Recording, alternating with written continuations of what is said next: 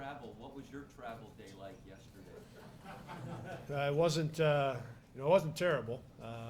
Been on some ones that have been certainly been longer and been worse. We were stuck for about an extra 6 hours in the airport in Chicago, so it wasn't bad.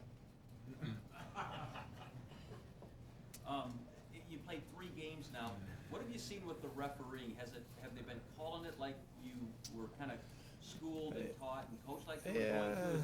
What have you seen so far? Yeah, that's it's interesting that the 2 exhibition games were called much closer than what our game with Ohio and George Mason have been called.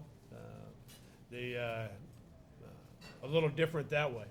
Almost feels like the message got sent, hey, in these exhibition games they don't count, so call everything and call it really close to send a message that we need to do this. And because again with Ohio and George Mason, it wasn't a whole lot different than what it's been in the past. There's some differences still. They're going to call some more hand checks and some more bumps, but there were some charges called in the George Mason game both ways. We had 1 or 2 go our way, and there was a couple that went the other way. That watching them on film and looking at it in comparison to what they've written the block charge rule to be, by the way it's written now, they should have been blocks. And one would have went against us. The one that was important that would have went for us was the one on Seth. That play appeared to me to be a pretty classic example of why they wrote the rule the way they've written it.